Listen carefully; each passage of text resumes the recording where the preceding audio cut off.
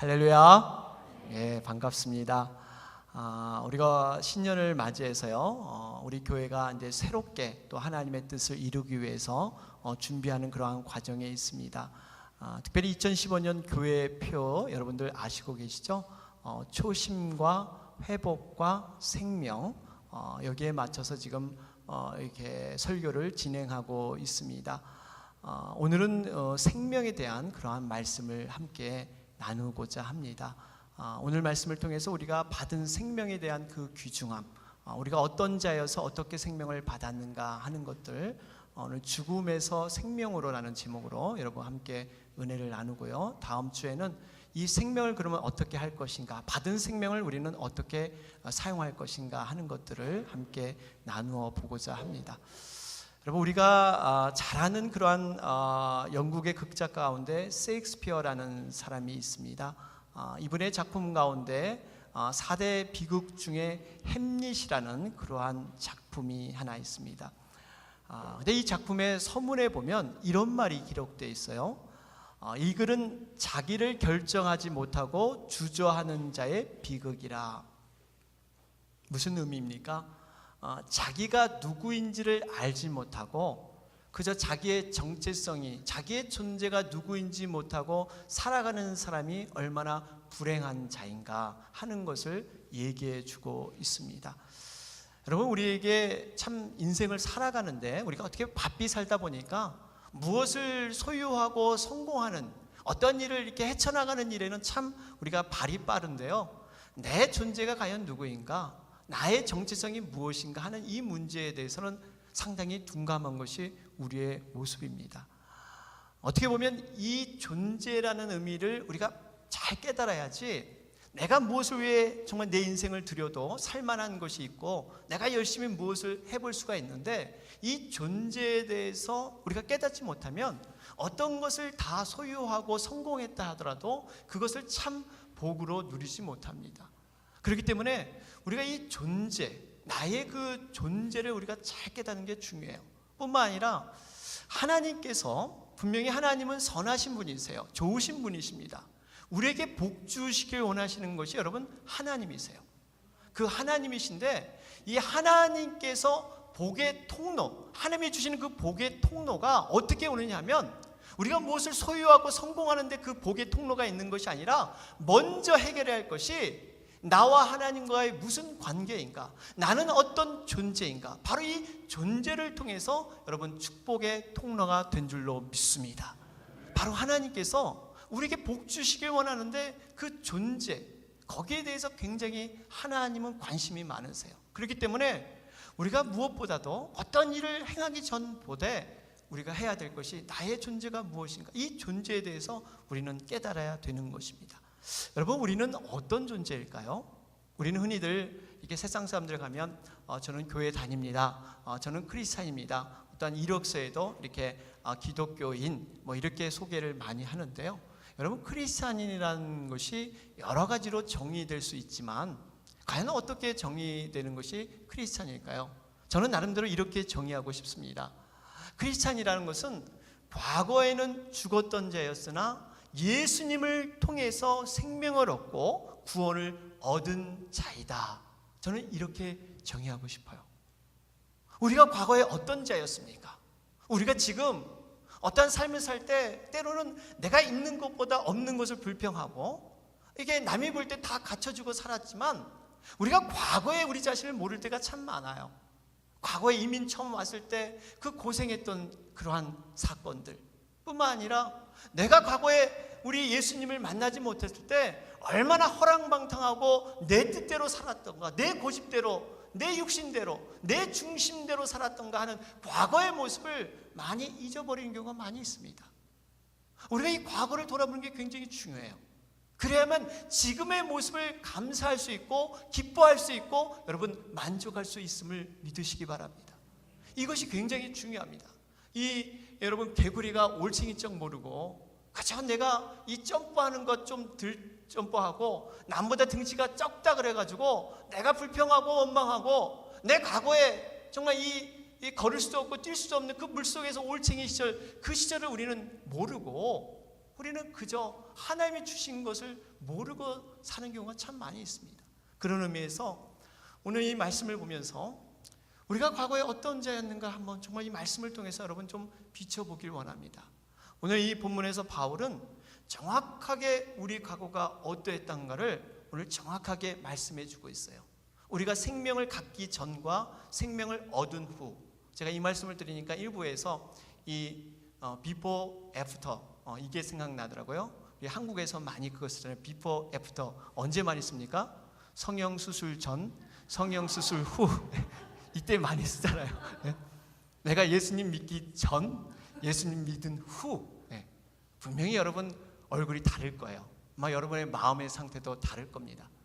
우리가 이 전을 잘 봐야 돼요. 그래야지 얼마나 변했고 얼마나 그것이 감사한 걸 알지, 이 전의 얘기를 모르면 이게 딱 그래서 사진을 딱 이렇게 대조를 해보면 야 이래서 이랬구나 이게 드러나는 거예요. 그럼 우리 과거가 여러분 어떠했습니까? 오늘 이 바울 이 사도는 오늘 말씀을 정확하게 우리에게 주고 있습니다. 첫째로 우리 과거가 이랬다고 합니다. 첫째로 보면 우리는 과거에 허물과 죄로 죽었던 자들이었다, 이렇게 기록을 해놓고 있습니다. 오늘 1절 말씀을 보니까요, 거기 기록되기를 허물과 죄로 죽었던 너희를 살리셨도다. 여러분, 우리는 분명히 죽었던 자인 것이 여러분 맞습니까? 과거에 죽었던 자예요. 여러분, 죽을 수밖에 없는 자가 아니에요. 죽었던 자예요. 가능성도 없고 소망도 없고 아무런 의미도 없는, 이미 심판받아서 죽었던 자였습니다. 그 말씀을 우리가 죄악 가운데 태어났다, 이거와 연결이 되죠. 우리가 시편 51편 5절 말씀에도 기록되기를 내가 죄악 중에 출생하였으며 모친이 죄 중에 나를 잉태하였나이다. 이 죄악 중에 출생하였다. 죄악 중에. 여러분, 우리가 그러니까 이 원죄가 있다는 거예요. 원죄.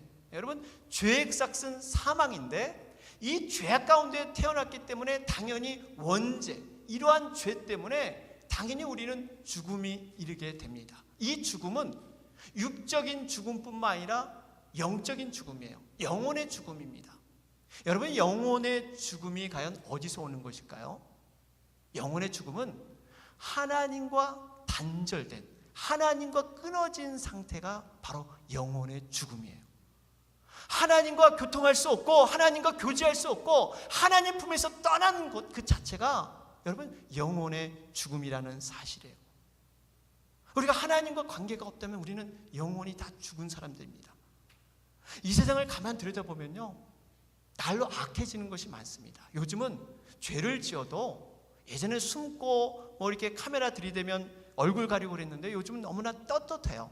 얼마 전에 한국에서 보니까 이 정말 자기 가족들을 죽이고 아내까지 죽였는데 그것이 자기가 잘못했다고 인정하기보다는 경찰들이 제대로 이것을 처신 안 해서 내가 인질로 있는 그런 이 자녀들을 죽일 수밖에 없었다, 이것은 경찰이 잘못이다 하면서 얼굴을 들이매는 참 어처구니 없는 그러한 사건이 벌어졌습니다. 그러니까 경찰에서 이거는 도저히 안 되겠다 해서 얼굴을 공개해 버렸어요. 이렇게 얼굴을 가려주는 게 보통 그러한 그 방송에서 있는 그 룰인데, 이 정도로 자기 죄에 대해서 여러분 몰라요. 죄가 죄인 줄 모르는 세상이 바로 지금에 살고 있는 그러한 모습입니다. 왜 그럴까요? 이게 하나님과의 관계가 끊어지니까 그 모든 것이 죄악으로 이렇게 점점 광포해지는 거예요. 마치 물고기가 물을 떠나서 살 수 없듯이, 여러분, 물고기는 이미 죽은 것이죠. 이 철도는 이 선로를 떠나서는 살 수 없어요. 선로를 떠나게 되면 흉물이 됩니다. 이것이 여러분 이 자연의 법칙이에요. 예전에 그런 일이 있었죠. 이 소크라테스라고 여러분 유명한 철학자죠. 이 소크라테스가 이 아테네에서 그 젊은 사람들을 데리고 많은 그러한 가르침을 주었습니다. 근데 그 가르침이 그 당시 정상적인 가르침이 아니었어요. 더군다나 그 당시 믿고 있던 신을 대항해서 어떤 다른 것들을 가르치다 보니까 이젠 그 국가에서 사약을 내리게 되죠. 그래서 소크라테스가 이게 사약을 받아 마십니다. 근데 보통 우리나라 사극에 보면 사약을 마시면 바로 딱 마시고 윽 하고 쓰러지는데, 이 외국 사약은 굉장히 이렇게 좀 도수가 약한가 봐요. 몇 시간을 갖다가 살면서 그 제자들과 대화를 나눠요. 그게 다이얼로그라는데, 그게 이 제자들이 그 나눈 내용을 책에 기록을 합니다. 그러면서 여러 가지 그런 철학을 거기에 논평을 해놔요. 여러분, 이 모습을 보면 이 소크라테스가 이미 사약을 마셨다는 것, 그 나머지 인생이 아무리 길게 살더라도 며칠을 버틸더라도 이미 사약을 마신 순간 그것은 죽음의 의미이지 않겠습니까? 지금 어떻게 보면 우리가 하나님의 영혼이 없는 사람들, 겉으로 화려하게 치장하고 정말 멋있게 빼입고 다닐지라도 그 마음에 영혼이 없으면 그 사람은 죽은 사람과 같다는 사실이에요. 그저 생명만 붙어 있는 것이지 아무런 그런 의미가 없는 사람입니다. 이런 사람을 하나님께서 그냥 방임해 두셨어요. 그냥 놔두셨어요. 그러니까 이 사람들은 이 하나님을 알 수 있는 그러한 요소들을 자기들의 어떤 종교적인 열심으로 찾아가는 거예요. 하나님과 끊겨진 그 선을 모르고 자기의 열심으로 노력을 합니다.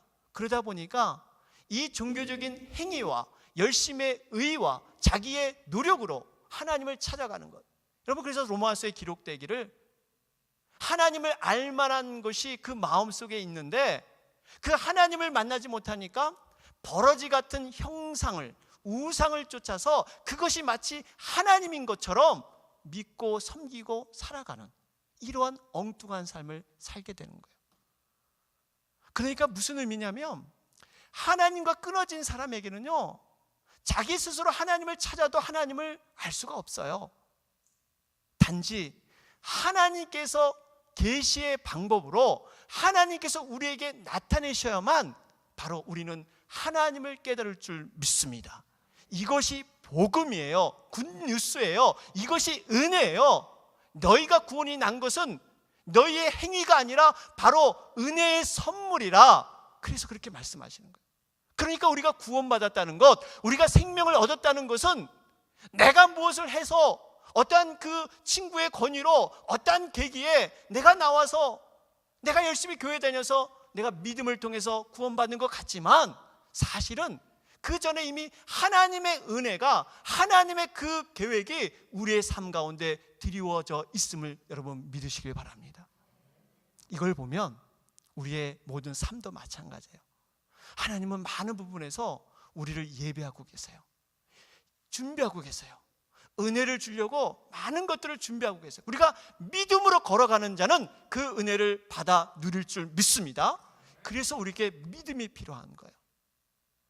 여러분, 이러한 자들, 우리도 동일하게 과거에 죽었던 자로서요, 이렇게 돈을 섬기고 우상을 섬기고 자기를 섬기고 정말 하나님과 상관없이 살던 자였습니다. 그런데 우리에게 복음이라는 것을 주어서 하나님의 특별한 은혜를 줘서 우리가 믿게 됐다는 것, 그리고 새 생명으로 거듭났다는 것, 이것은 전적인 하나님의 은혜인 줄 믿습니다.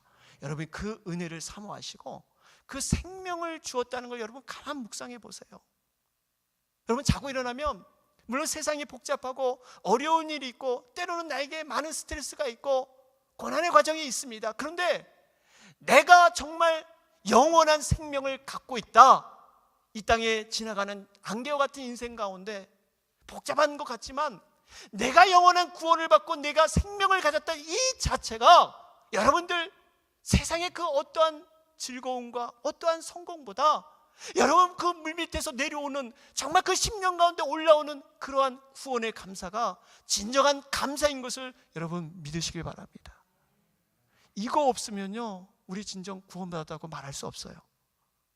여러분, 이거 없으면, 정말 이런 구원의 감격과 기쁨이 없으면 우리가 구원받은 하나님의 자녀라고 말할 수 없습니다.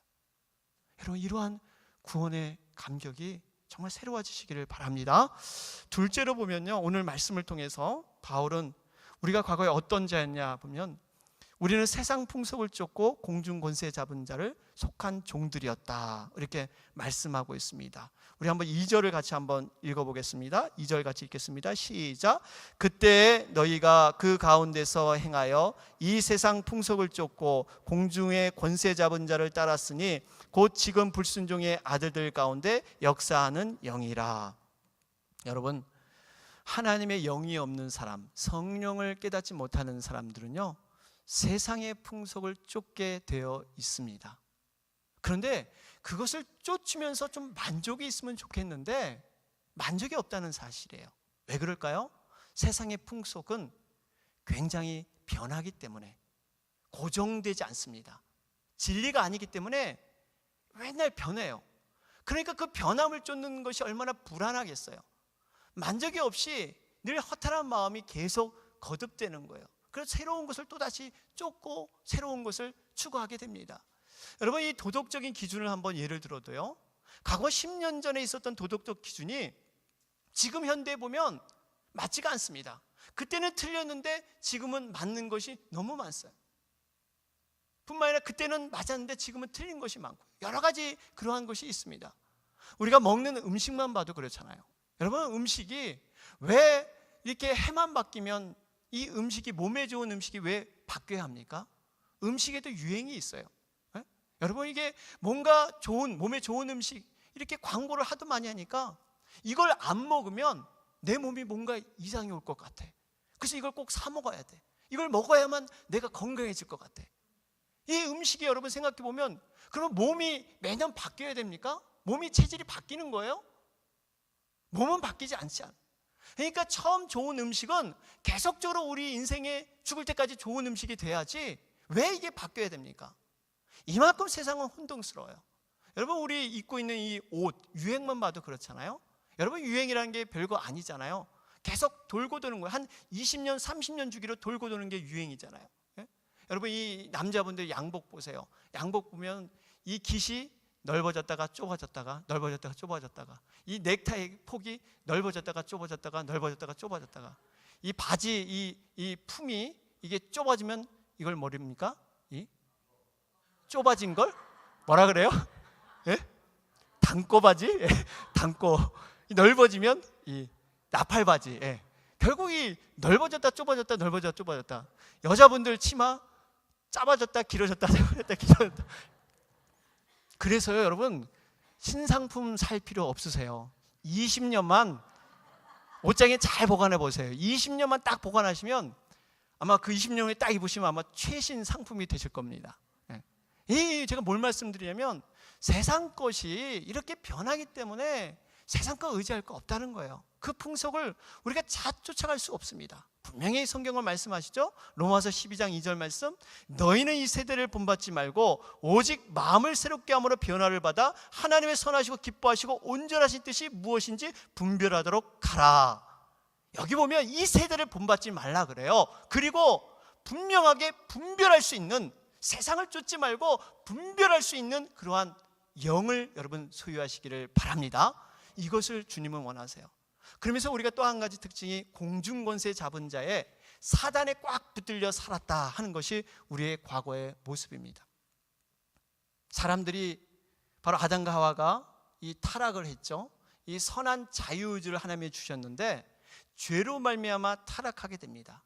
그러니까 이 자유의지가 하나님의 형상을 쫓아서 참 선한 것을 갖고 있다가 죄로 말미암아 타락하게 되니까 우리에게 떠오르는 것은 어떠한 선한 마음, 좋은 마음보다 악한 마음, 부정의 마음들이 불뚝불뚝 우리에게 떠오르는 것을 볼 수가 있습니다.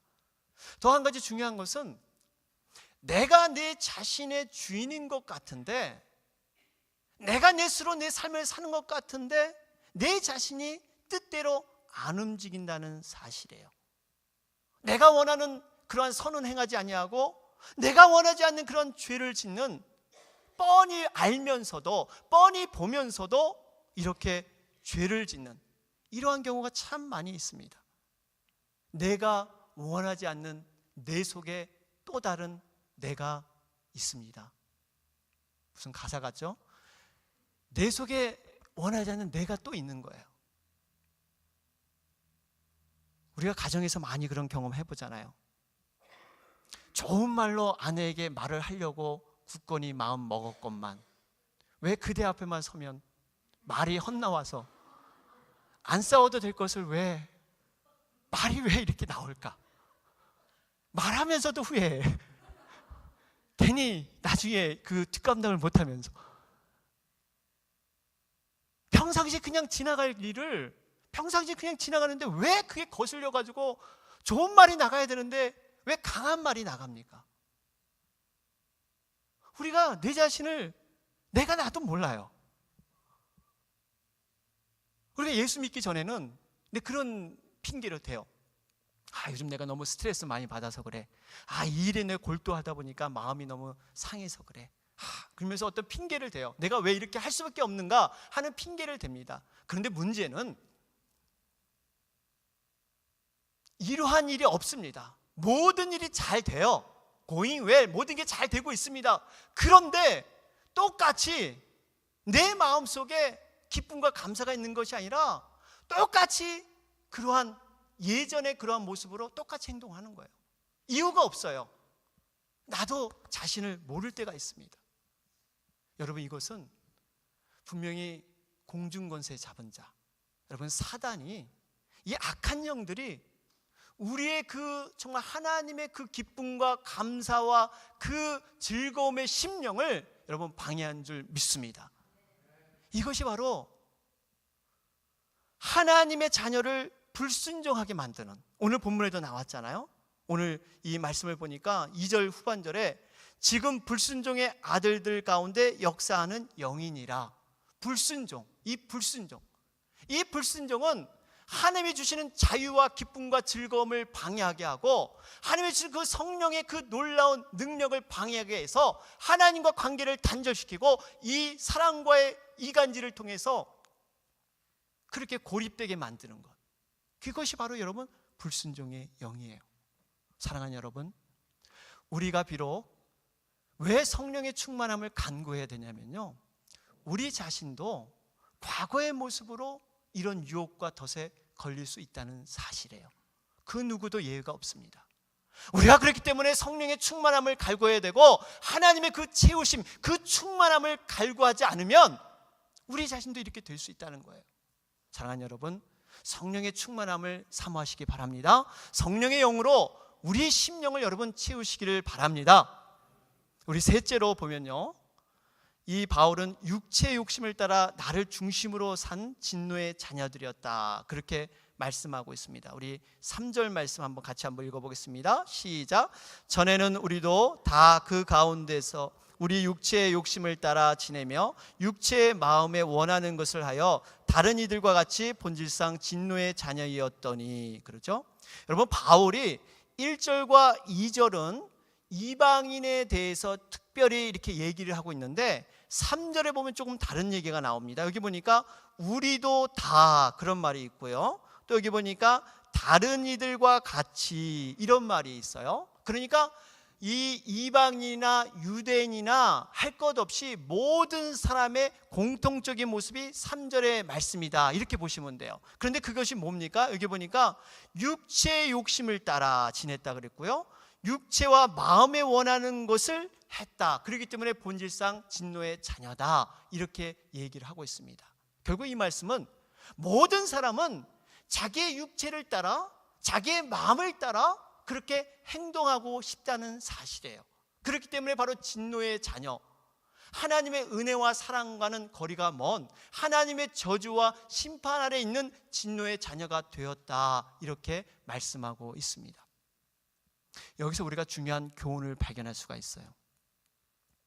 우리가 정말 주님의 그 사랑으로 생명을 얻었지만 이 얻은 그러한 자, 생명을 소유한 자이지만 우리 자신도 자칫하면 자신을 믿고 자신을 의지하고 타락한 육신의 철저히 자기중심적인 삶을 살 수 있다는 사실이에요. 사단은 결코 자기 자신을 드러내지 않습니다. 자기 자신을 섬기고 나를 따르라, 그렇게 얘기하지 않아요.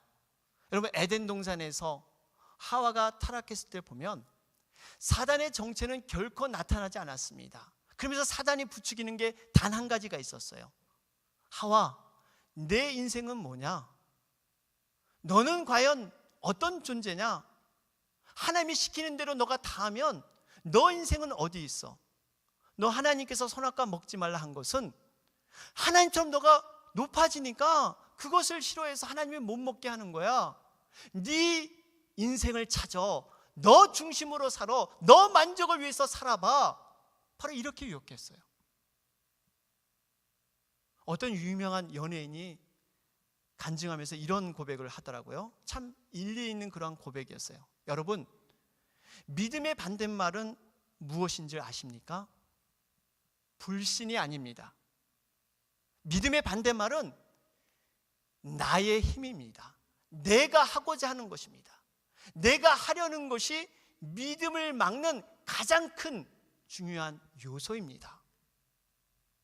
참 동감 가는 얘기예요.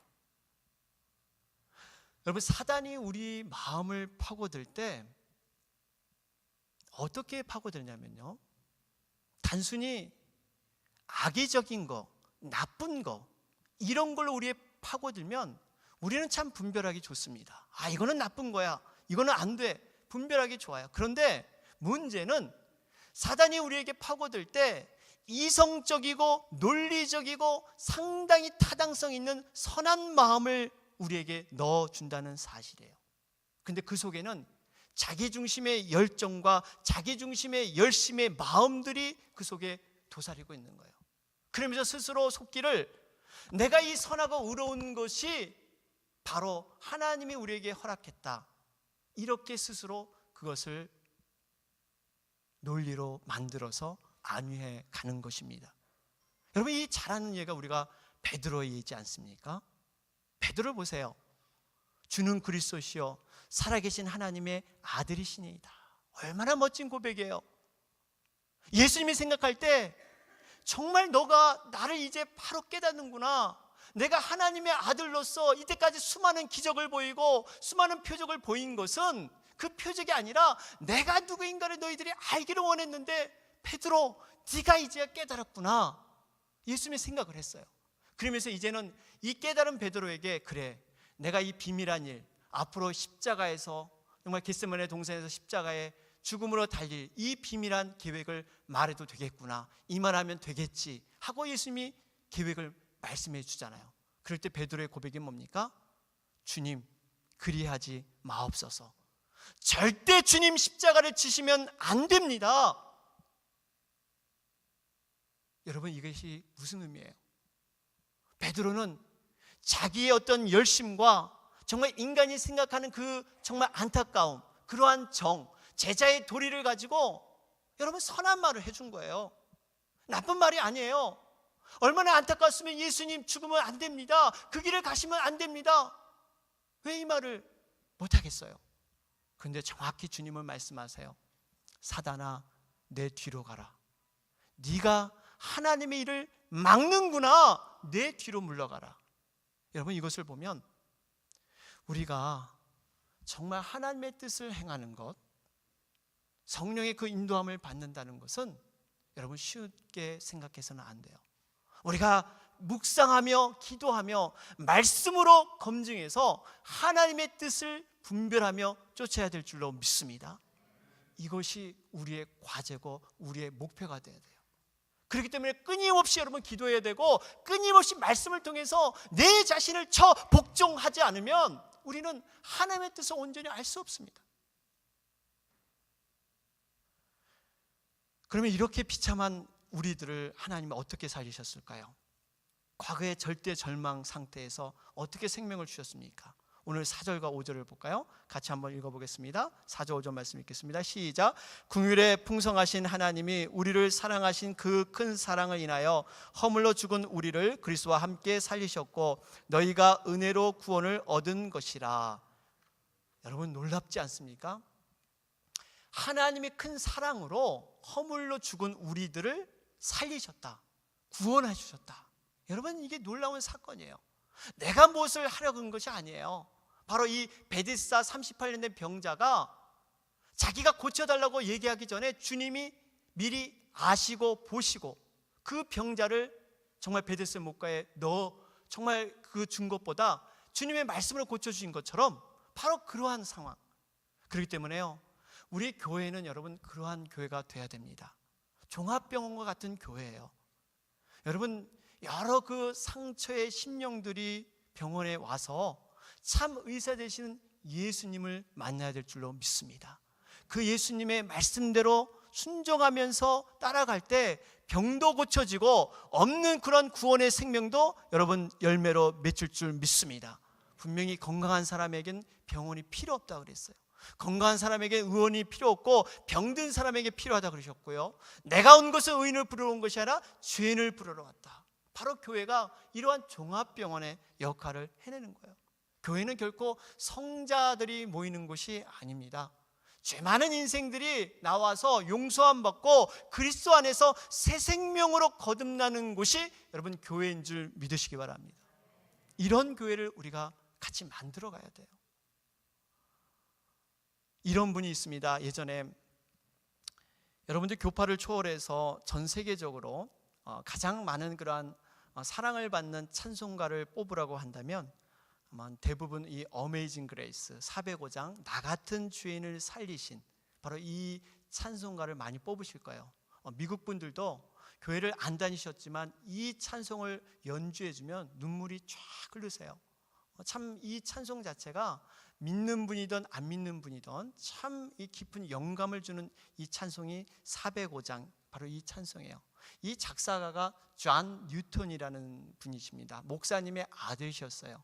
그 어머님께서 참 신앙이 훌륭하셔서 이 아들을 정성껏 신앙으로 키웠습니다. 그런데 하나님께서 일찍 그 어머니를 데려가셨어요. 그러면서 방탕한 삶이 시작이 됩니다.